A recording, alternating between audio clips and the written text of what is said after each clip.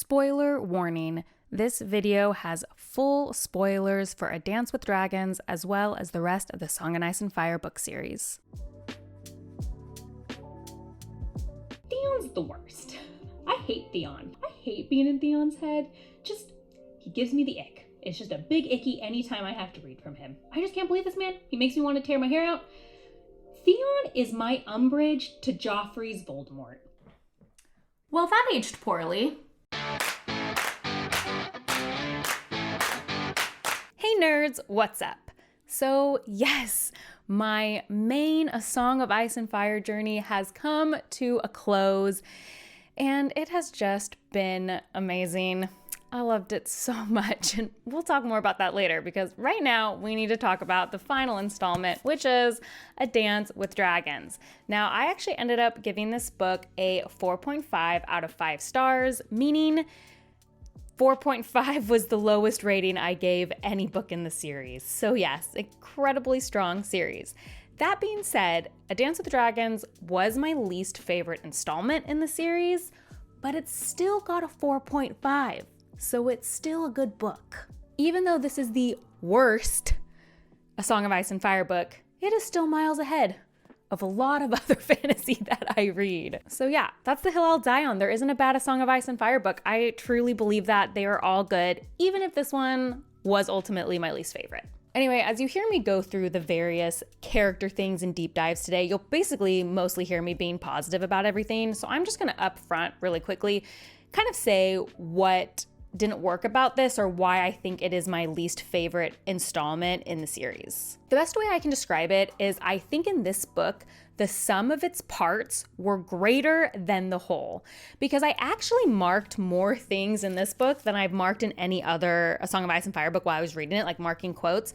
I don't mark things very often. In the last few, I've only marked 2 or 3 things. This one you can see, like I marked significantly more. I actually think individually, A Dance with Dragons has some of George's best writing, like best quotes, best dialogue. Like I think in some ways he was really at his peak. However, all of those little things just ultimately didn't all come together to make as cohesive or satisfying of a story as some of the other installments for me. I think we compare Feast and Dance a lot in the series because they're both more character focused and they're kind of the books that were split in perspective. And I just think the character stories in Feast were more fully finished. Feast felt more like the characters had a beginning, middle, and end within the book itself. Whereas with Dance, it feels more unfinished. It feels like the character arcs didn't get all the way there with a few exceptions. I also think Feast, as a character-driven book, benefited from being one of the shortest A Song of Ice and Fire books. It's pretty quick. I think it's only slightly longer than A Game of Thrones, so almost tied for the shortest, whereas A Dance with Dragons is almost tied for the longest book, which in some ways I do think hurt it a little bit when you're doing a more character-driven novel within the wider series. And it's funny, while I was in the middle of reading this book, I thought, I think George could have cut out like 100 to 150 pages. I don't want him to cut out any arcs. I don't want him to cut out any side characters or even POVs, just like some fluff. Like there were some Dany chapters or Jon chapters that I thought could have been combined and just kind of cut about 100 to 150 pages. But then when I got to the end, I thought, well, I want him to cut those 150 pages and then add them on to the end. I think every character could have gotten like 1 or 2 more chapters to really just kind of like finish off the arc. But really, that's my biggest complaint. I thought the writing was so excellent and I really, really enjoyed this book. I enjoyed it and I don't think there's a bad A Song of Ice and Fire book. So with that, we're gonna get into the specifics. Okay, of course, we're gonna start with Theon as my intro suggested. Theon's chapters were the ones that obviously surprised me the very most. I never expected to feel this way about Theon. And in my opinion, Theon's POV is the best done in this book and has also the most complete story arc. I think his story arc really works from beginning to end and it feels fully formed for a single book. Yeah, so this changed my mind about him, and it's not in the same way that the book changed my mind about Jaime, whereas Jaime's one of my favorite characters, and seeing it from his POV, I really understood why he made the decisions. That's not really what happened with Theon. I mean, I'm not forgetting that Theon killed 2 kids. Like, I'm not forgetting that. but it helped me understand more how he got there. I feel like I understand, that journey for him. And in fact, he has become the number one character I am most interested in rereading, because in A Game of Thrones, I didn't really pay him much attention. He was a very minor character for me.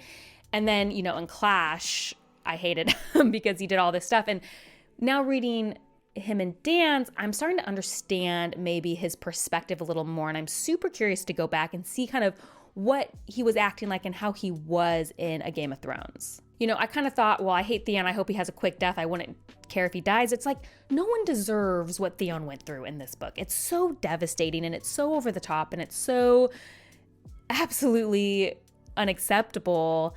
And through that, being able to hear kind of reoccurring themes in his thoughts that I realized kind of harken back to his situation with the Starks, it was so well done. So starting off, when we get his first perspective, I, you don't know if it's someone you know. I was kind of 50-50 when I was reading it. I thought, well, this could be someone new. A lot of times George throws in new perspectives in these two books.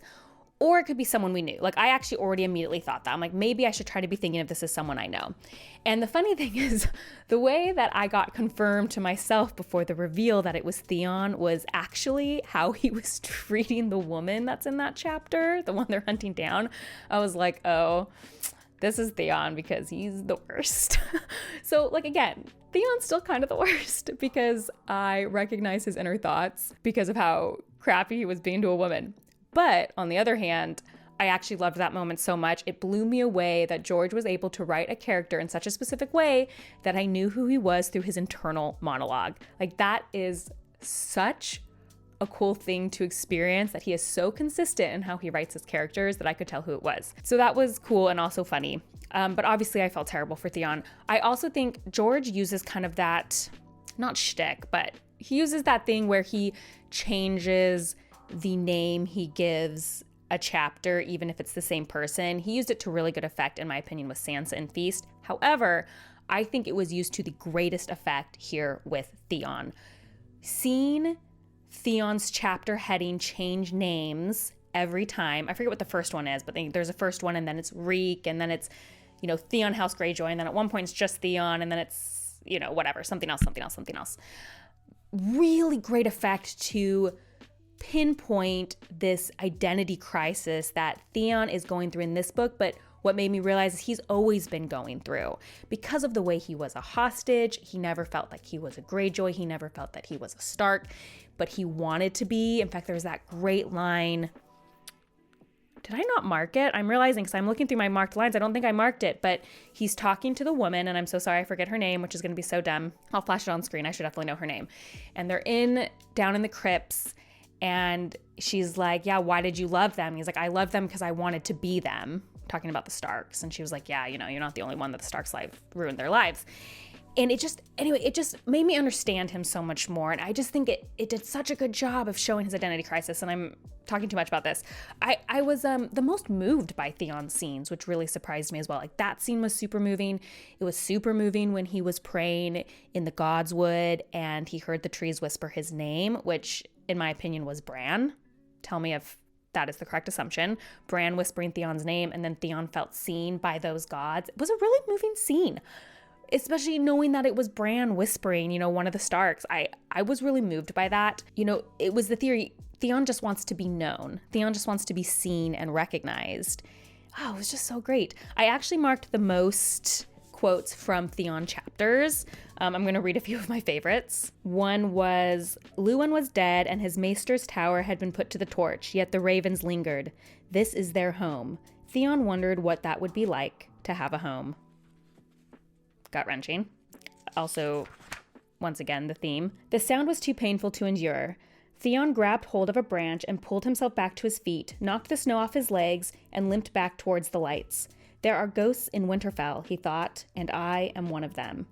I really love George's reoccurring theory of being the ghost of places while you're living, feeling like you're a ghost of yourself.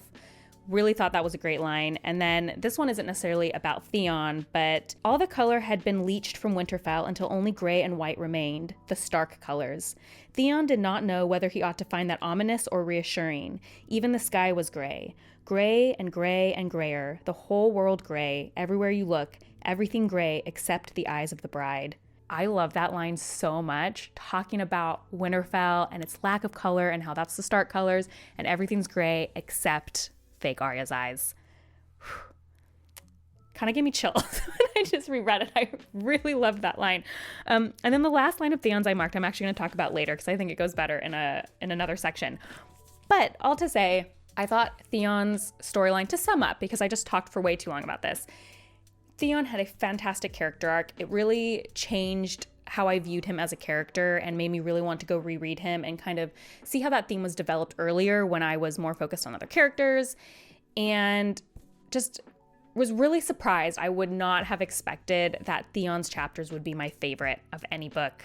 And just George did such a good job with it. Oh, one more thing before we move on.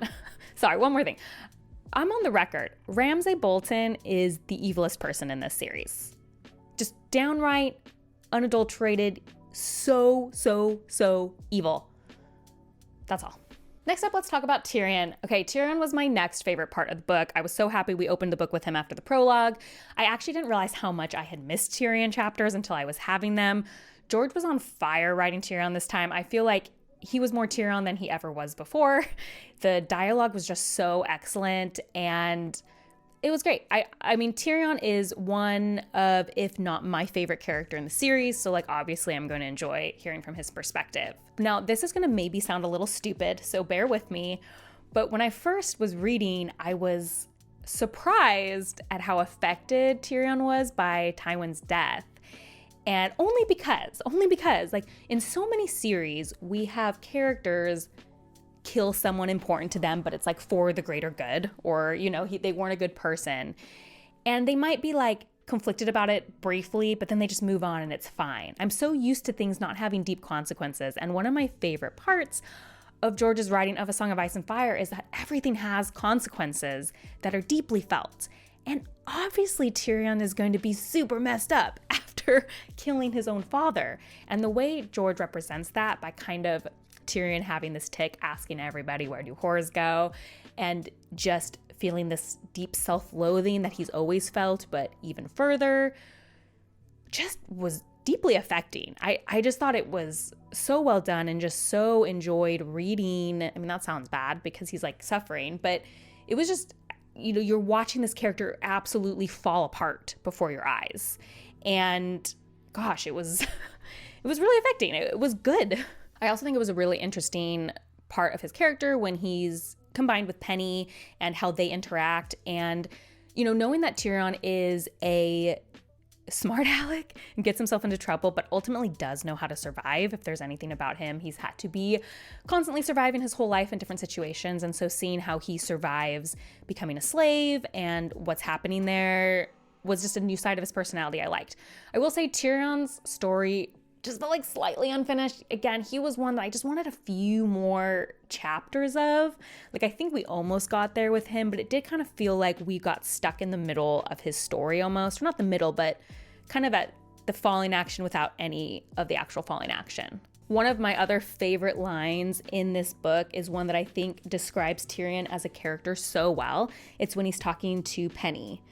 Both. Tears glistened in her eyes. Everything. Why couldn't you just come joust with us the way the king wanted?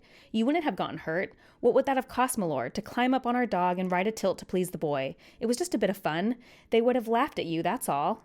They would have laughed at me, said Tyrion. I made them laugh at Joff instead. And wasn't that a clever ploy? The part where she goes, they would have just laughed, that's all. And then Tyrion responds, they would have laughed at me.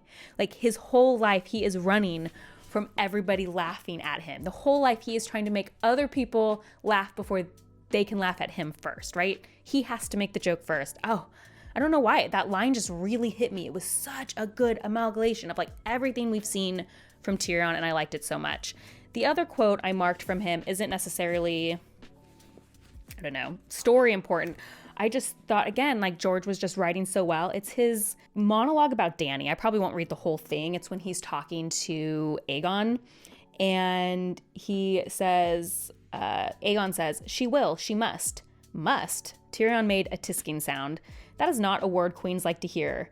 You are her perfect prince, agreed, bright and bold and comely as any maid could wish. Daenerys Targaryen is no maid, however. She is the widow of a Dothraki Khal, a mother of dragons and a sacker of cities. Aegon the Conqueror, she may not prove as willing as you wish. She will be willing, Prince Aegon sounded shocked. The dwarf shrugged. I know that she spent her childhood in exile, impoverished, living on dreams and schemes, running from one city to the next, always fearful, never safe, friendless before a brother who was by all accounts half mad, a brother who sold her maidenhood to the Dothraki for the promise of an army. I know that somewhere out upon the grass her dragons hatched, and so did she. I know she is proud. How not? What else was left but her pride? I know she is strong. How not? The Dothraki despise weakness. If Daenerys had been weak, she would have perished with Viserys. I know she is fierce. Astapor, Yunkai, and Meereen are proof enough of that. She has crossed the grasslands and the red wastes, survived assassins and conspiracies and fell sorceries, grieved for a brother and a husband and a son, trod the cities of the slavers to dust beneath her dainty sandaled feet. Now, how do you suppose this queen will react when you turn up with your begging bowl in hand and say, Good morrow to you, auntie. I am your nephew, Aegon, returned from the dead. I've been hiding on a pole boat all my life, but now I've washed the blue dye from my hair and I'd like a dragon, please. And oh, did I mention my claim to the Iron Throne is stronger than your own? Okay, I'll probably leave all that in. I know it was a long quote. I don't know why I just loved it so much. Tyrion and Daenerys have never met, but he said so much about her that felt so true. I don't know. I really like that scene. Maybe I'm crazy. That's all. I thought it was some of George's best writing. This is a perfect segue to talk about Jon Connington and Aegon. I really enjoyed that storyline. I don't feel like I have a lot to say about it, like a lot to discuss, but I really enjoyed it. I thought the reveal of Jon Connington having grayscale was fantastic. Did not see that coming at all. Thought that was such a good detail for his character. And if we ever get Winds of Winter, obviously that's a storyline that is going to be prominent and I would be very excited to continue reading. Next up, let's talk about Jon. Of course, I always love Jon. He's a Stark and I'm a Stark girl. I thought it was a really good picture of him trying to come into being the Lord Commander role and seeing the juxtaposition of sometimes Jon being such a good leader and also still such a child and making great decisions and making poor decisions and how those worked off each other was really good. I did mention earlier, Jon was one of the perspectives I thought maybe could have had a few combined chapters and then an extra at the end. I mean, I get why his story ended where it did. Gotta have those cliffhangers. But one thing I loved too was the through line of Jon continually trying to live up to Ned, trying to live up to his father, but at the same time trying to divorce himself from his family because upon taking the black, you have no name, you have no allegiance. And that push and pull I thought was really well done, really fascinating. In fact, one of my favorite scenes in the novel was a Jon scene.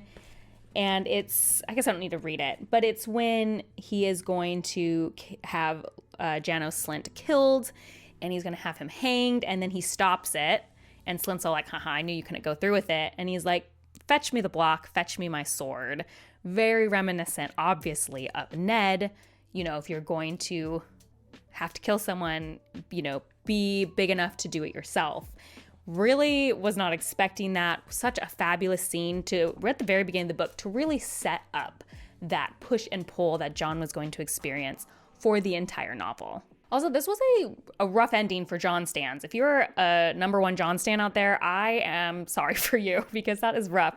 Now, I should have mentioned this earlier. I do think George relied a little bit too much on the fake death ending in this book. To be clear, I never believed any of them because, in my opinion, they were pretty obvious that the characters weren't actually dead. But Georgia used it a lot in this book, and I felt like it got a little overused. But I will say, with this one, if I didn't know of the existence of the show or had heard enough, you know, through osmosis, basically, about the show, like I know Jon makes it to the end of the show.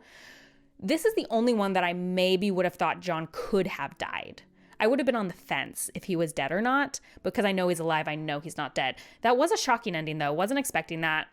Once again, rough for Jon stans if we're never going to get Winds of Winter. That's a rough ending for Jon. And then obviously the letter that he receives is wild, but I actually have a whole section for that letter because I really want to talk about it. So we'll talk about that more at the end. I don't have much else to say about Jon except, again, I enjoyed his character arc. I would say his felt a little bit more complete because he was making a lot of decisions and having to do a lot of things. It did end on a cliffhanger, in a way that maybe wasn't my favorite. But I do think after Theon, Jon's feels the most complete to me within the novel. Okay, and as kind of a part of this, let's talk about Stannis and Melisandre and Davos. So it's funny because, I have not been the biggest Stannis fan, or I should say Stannis stan, that sounds better. But I hate the phrase so much that I had no choice but to root for Stannis in this book. So go Stannis. Melisandre's perspective was really interesting. I actually wasn't expecting to get a perspective from her. I don't know if I've talked about this. I have not been the biggest Melisandre fan.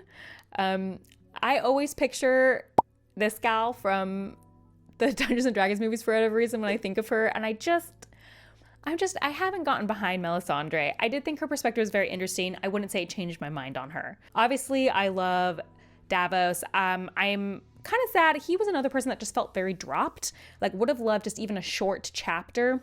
Where did my Onion Knight go? We got a couple chapters from him in the beginning, and then he's just like disappears for the rest of the book. So that's obviously a bummer for me. Although his scenes with Wyman Manderly, actually, let's just talk about Manderly, MVP of this novel. Amazing. He's so good. I marked 2 Manderly quotes, actually. My son Wendell came to the twins as a guest. He ate Lord Walder's bread and salt and hung his sword upon the wall to feast with friends. And they murdered him. Murdered, I say, and may the phrase choke upon their fables. I drink with Jared, jape with Simon, promise Rhaegar the hand of my own beloved granddaughter. But never think that means I have forgotten.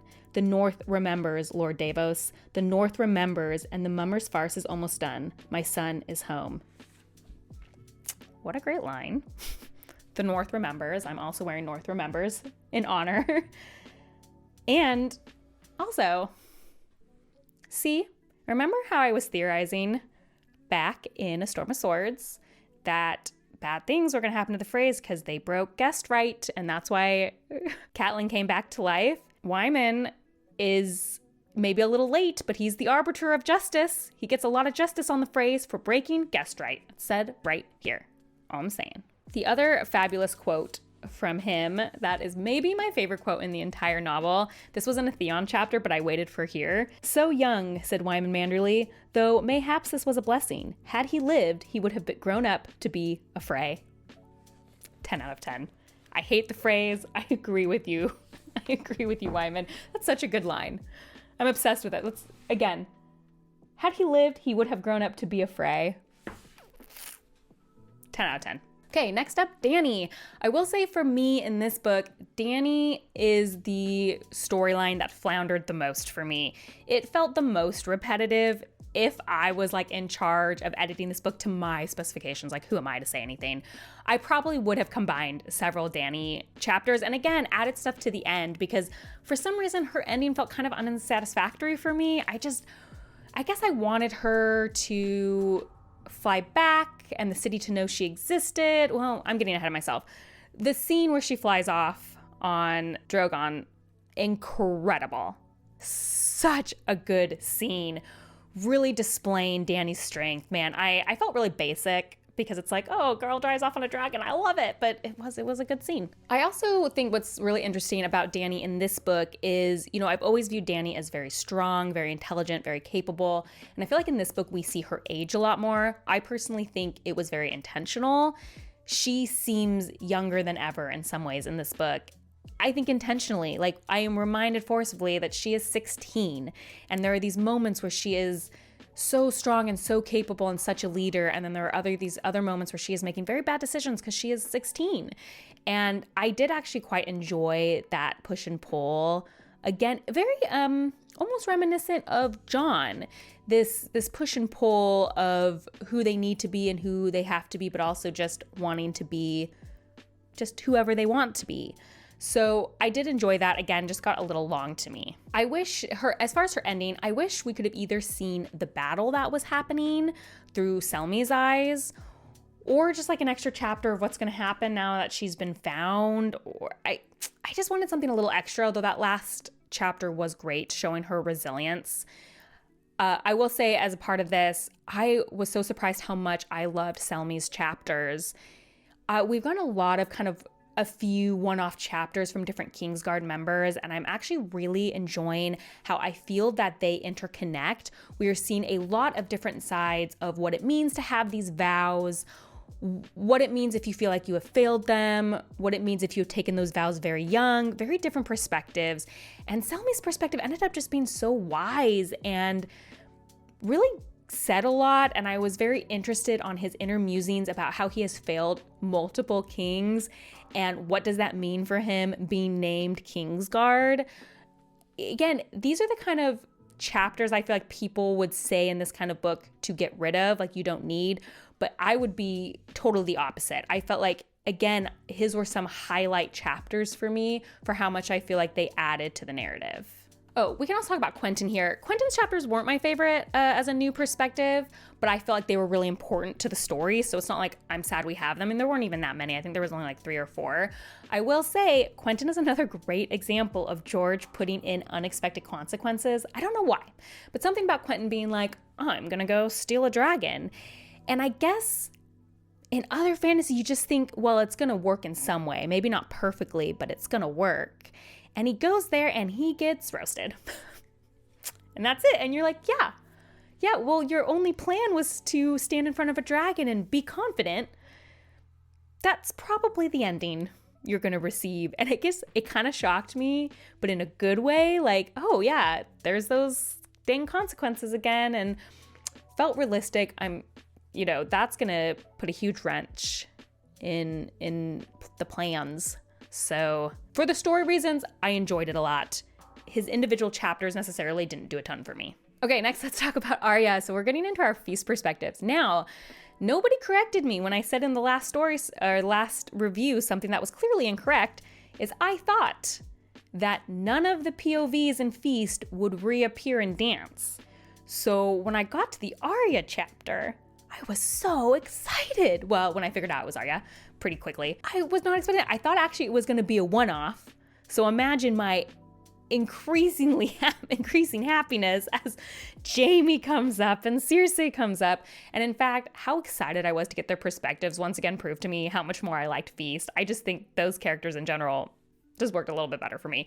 Anyway, Arya was a great chapter. Wasn't expecting to get another perspective from her.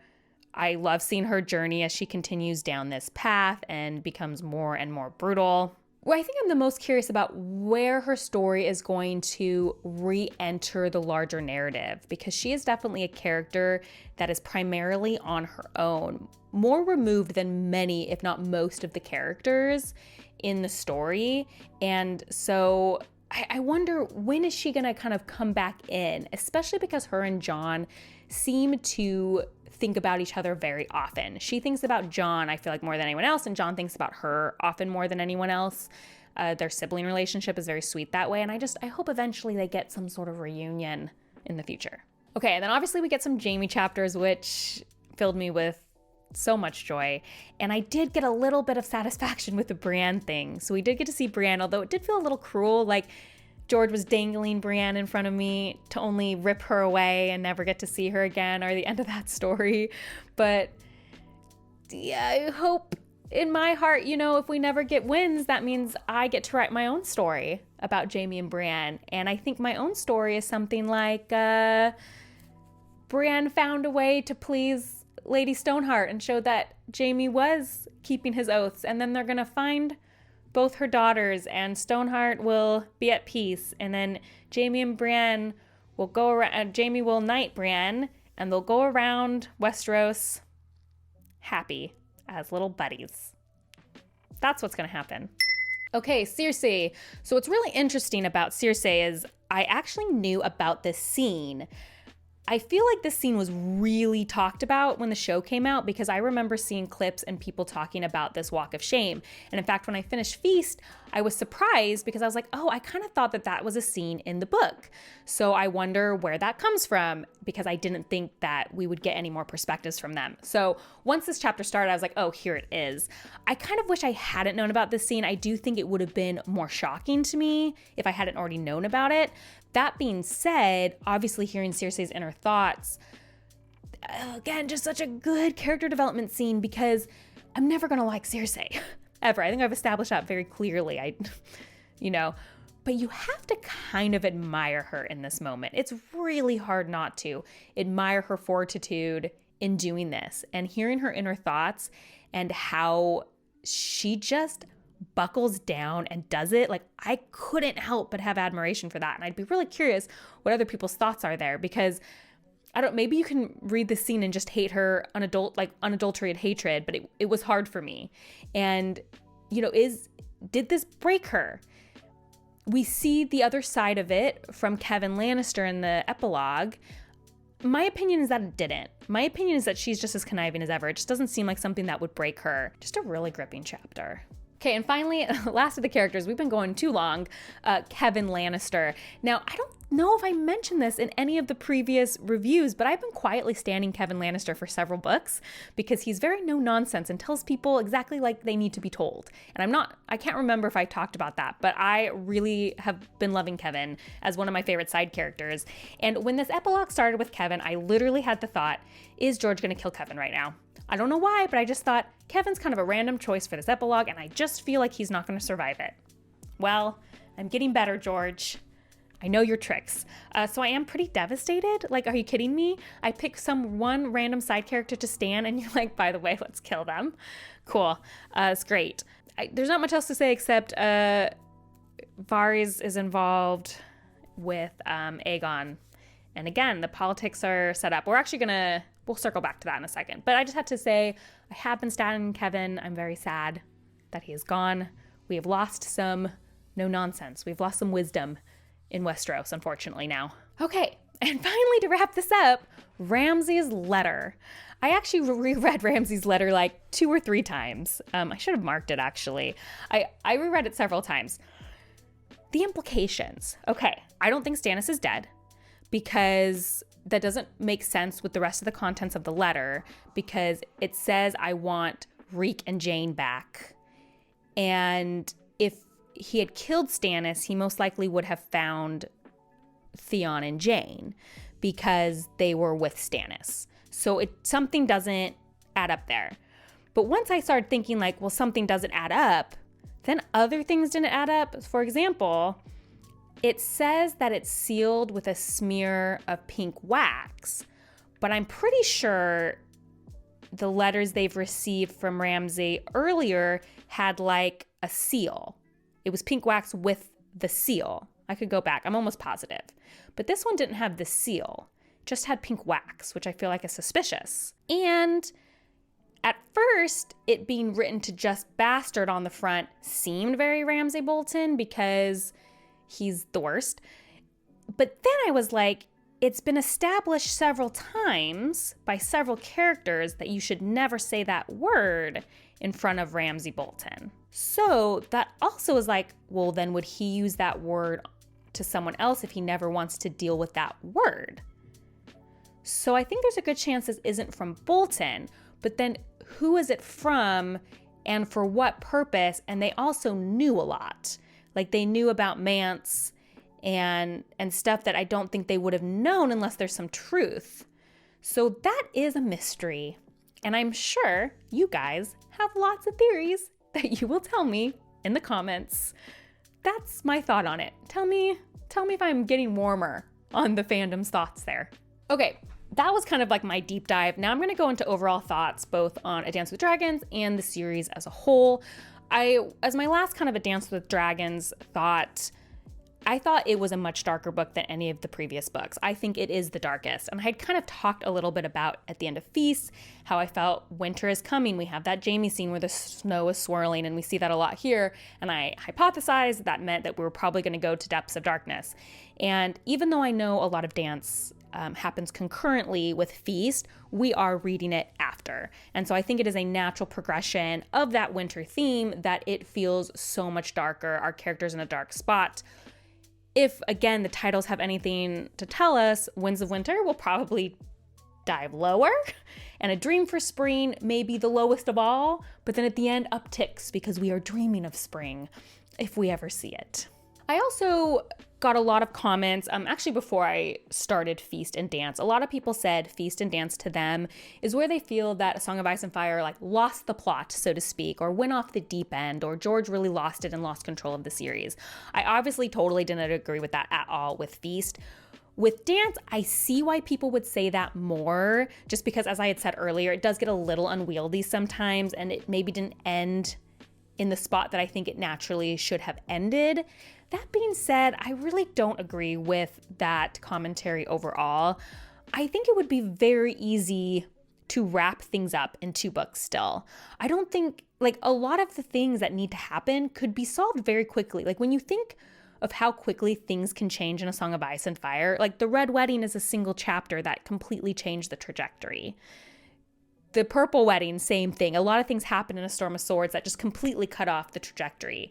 And so if Winds of Winter was akin to A Storm of Swords, like a longer book, but a lot of plot things happen quickly like that or decisively, I don't see where we've lost the plot. And in fact, Feast and Dance in a lot of ways I think are vital character development and story setup to support another Storm of Swords, in my opinion. Now, does that mean George is doing that or is writing that book? I don't know. Like, there's a very good chance he could Wheel of Time it and just keep writing books that don't go anywhere for a few bucks. But I'm just saying, I don't think at this point we're like so far off track at all. I think we're very on track if he just wrote, a couple more Storm of Swords pacing wise. Okay, something else I want to revisit is back to my first concerns about why I originally didn't pick up A Song of Ice and Fire. If you've been here since my first review, I talked kind of extensively why I had avoided A Song of Ice and Fire for so long, and I said pretty much all I needed to say in that video, so I haven't really readdressed it since, but I'm going to briefly now, which is that I still feel like in some ways there was shades of that through all the books. And for me, looking back, it's particularly with Dany. For some reason, just the way George describes Dany and some of her plot lines continued to bother me a little bit throughout all the books. Not a lot, but just a little bit. Overall, though, every book or every series and author has some things I'm not going to like. And ultimately, how excellent the books were, and also just how incredible George writes female characters. Like, he really just writes such good ones that it just kind of made those concerns not very important. And you might be like, well, why are you talking about this again? And I want to bring this up because I do think it's really important not to silence people who are having or talking about those things. It really upset people when I talked about them. Even in my, raving review for Game of Thrones, people were angry that I brought that up. But I'm here to tell you how many comments and messages I have gotten from that video of predominantly other women, sometimes men, but mostly women, messaging me, commenting, saying, I wasn't trying this series for the same reason, and you talking frankly about these concerns gave me the courage to try it. And for the people who have gotten back to me about it, they are loving it. They are loving it. But I don't think they would have been convinced to read it if someone just like, no, that's made up. Like, it took someone being honest. Yes, sometimes George writes things in a way that aren't my favorite, and they might bother you. But it's not a part of the story. The female characters are so amazing that it doesn't matter. Being frank and open about those things is going to make people want to try it, not scare them away, especially if they already had concerns. So anyway, I guess the point is, as a fandom, I think it's important to just be open to having those conversations. Not that you have to agree with them. I don't care if you don't agree about it, but it's the silencing of the conversations that I don't think is helping the series. And I'm also just, it makes me feel happy that I was able to convince other people to try a series that I love and that they are loving as well. So that's that on that. So a series retrospective. Overall, how am I feeling about the series? I'm feeling sad, and not sad for the reason a lot of you are going to think. I don't care that it's not finished. I feel sad because I have a book hangover, because I'm feeling the sense of loss that you feel when you end something that's so, so, so good. And yes, I'm not trying to make a commentary on whether or not Winds or A Dream of Spring will come out. That's not the purpose of this right now. As of right now, just as of today, that's, the end of the main A Song of Ice and Fire series. And I'm sad because I loved it. I think this series has been one of 3 series that has affected me this deeply, has made me feel this sense of loss when I finished it. And I don't mean just in my adult life. I mean, period. Like, I'm putting it on par with like how I felt when I finished Harry Potter. And I'm in the Harry Potter generation, so that means something. This series isn't just in my top 10. It has catapulted, I think, to my second place. And that says a lot because when I did my top 10 list, I don't usually order my books. I have a hard time ordering series, but like this is like, it beats everything except maybe Stormlight Archive, just because of the time I read that in my life. And you might be like, oh, it's recency bias. No, because usually it's nostalgia bias. Usually my favorite series are like these nostalgia. I read them when I was young. Like the fact that A Song of Ice and Fire has just like shot up to the top and has made me feel this way. I just haven't felt it in so long, and I forgot what it feels like when you read something that just like deeply is going to stick with you. Anyway, is that enough for me to say that I loved it? I love it. And so yeah, about it not being finished. No, I don't care. You know that video I made ages ago before I even ever thought a twinkle in my eye that I was going to read A Song of Ice and Fire about do authors owe us our work? That aged like fine wine for me. People are like, oh, do you regret it? No, I don't. I still think authors only owe us their honesty.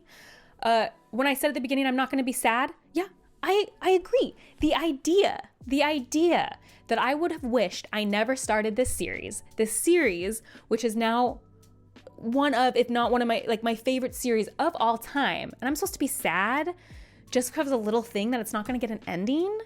I got to enjoy 5,000 pages of like some of the most incredible writing, and I'm supposed to sit here and be sad or upset that I started.